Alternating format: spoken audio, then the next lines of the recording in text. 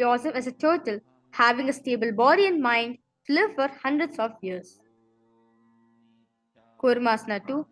Bhami janga par dachna pava, dahini janga par ba milyava, bhalya amsaghalai hata.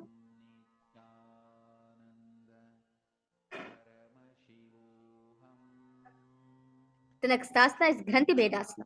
Now remain in the same position, bend the head down, tuck the chin to the chest in the Jandarabandha, gaze at the nose. Rejoice, knowing you're sitting in the Paramashiva's secret north posture. Granthi Vedasana. Ata vakshe nilakanta Granthi Vedasnam Shubham Jnatva Rudro Bhavek Shipram Sukshmavayu Nishevanat. The next asana is Kurvasana. Now release the Jalandrabandha, Uttana Kurmasana. The next asana is Uttana Kurmasana. Now release the bend. Release your head. Lay on your back, bend the elbows, hold the respective shoulders with your hands. Gaze at the nose. Uttana Kurmasana. Kuktasana Bandhasam Karabhyanrita Kandaram Pitam Kurma Baduttana Metaduttana Kurmakam. The next asana is Pangu Kukutasana. Now from Padmasana, place both the hands to the gap of the thighs and calves. Place one hand flat on the mat and hold its wrist with the other hand. Slowly lift the body off from the ground. Visualize yourself as a rooster. Pangu Kukutasana. Kukutasana Chitva Ekin Hastene Anyasya Mari Bandham Ritva.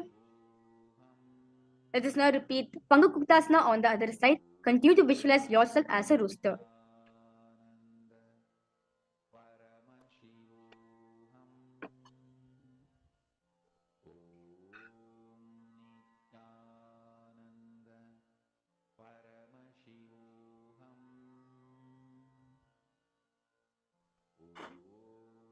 Pangu Kukutasana on the other side.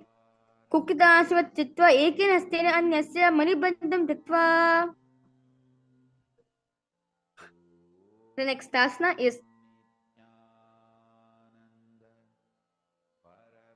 the toes. Place the fingers in the Parashu Mudra. Raise the chin on the knuckles. Press the thumb on the throat. Grudhrasana. Jano Varantare Pada Uttana Vyakti Samsito Gulpi Chachadya Hastabhyam Uttanabhyam Prayatyataha. The next asana is Padmasana 3. Now sit straight in the Padmasana position.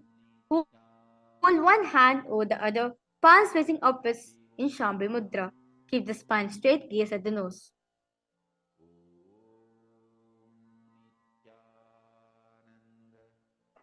Uttana Charnavidhaya Virivat Shakti Yogirat.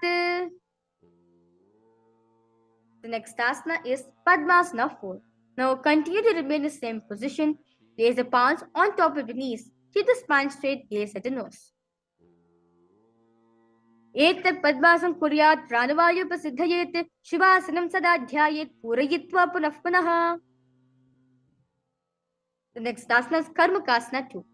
Now from Padmasana, hook the right hand, index and middle fingers around the right toe.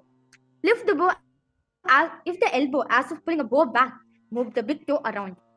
Place the left hand on the opposite knee. Keep it straight. Repeat it on the other side.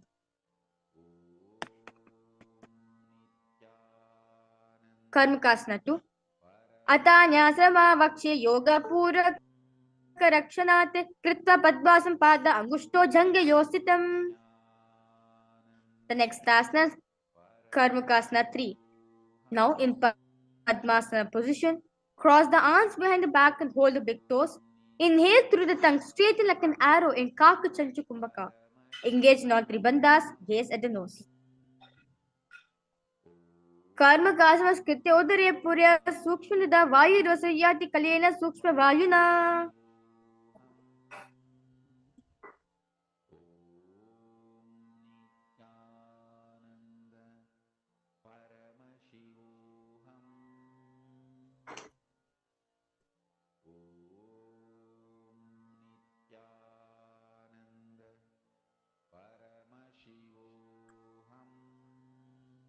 The next asana is Dhridasana.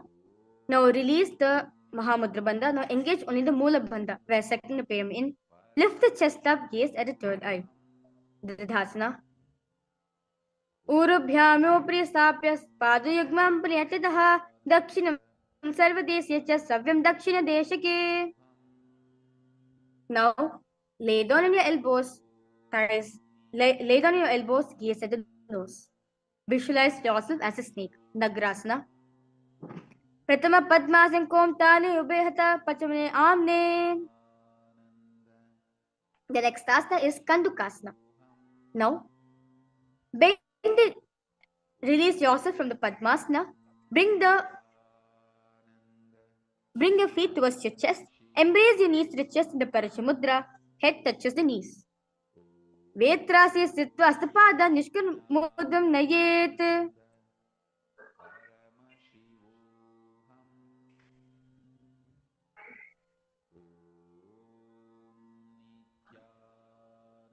The next asana is Urdhva Pavanasana. Lay on your back, knees raised together, hands interlock under the head in the Shambhavi Mudra, gaze at the nose. Pratama Sudo Saina Karave, Godo Bhera Shimilave. The next asana is Markada Pitasana. Now, remaining same position, slowly lift the hips up, place upturned palms under the hips in Shambhavi Mudra. Visualize yourself as a powerful alpha ape. Markada Pitasana. उत्तान शैलं पादते उत्तान हस्ते स्थापयेत् पृष्ठभागमूत्रमयेत् मर्कटपीतं भवति.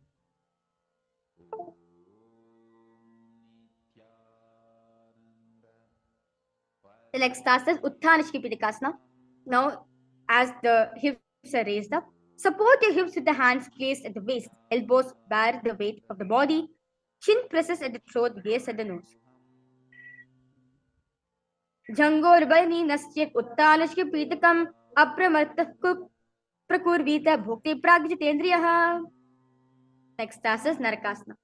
Now lie supine, raise the hips and legs up, elbows and hands extend on the mat below, helping the body balance as legs are raised up straight. Griva Kantni Bhumastambhya Padagradvam Urdhamutrayet Narakasanam Bhavati. The next asana is Triyanavakasana. Lie supine. Now remain same position. Bring the hands to low back, keeping elbows on the mat. Raise the legs up vertically, then slowly angling them, keeping your core engaged. Triyanavakasana. Naukastita Udapadagram Nayet Triyanavakasanam Bhavati. The next asana is Dvajasana. Now relax the elbows, shoulders, and hands on the mat below. Keep the legs vertical and hold. Triyanavaka Griva Pishtakur Prahi Bhumashtabhya. Now, lie supine, completely relax yourself, avoid any movement of the body. Visualize the supreme point of Hinduism is liberating you. Bring awareness to every single moment in you in Shakti Chalan Mudra. Mritasanam. Uttalam Shavavat Bhumo Shayanam Tu Shavasanam. Shavasanam Shramaharam Chitta Vishranti Karakam. Continue to repeat the Mahavakya in your inner space as let us dissolve ourselves into the space of Paramadvaita with Paramashiva.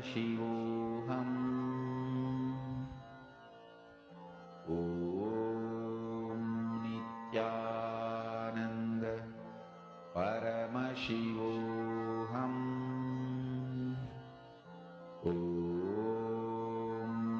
Nithyananda Paramashivoham.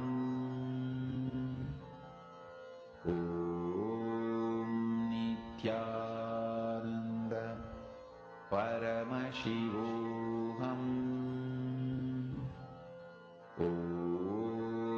Nithyananda Paramashivoham.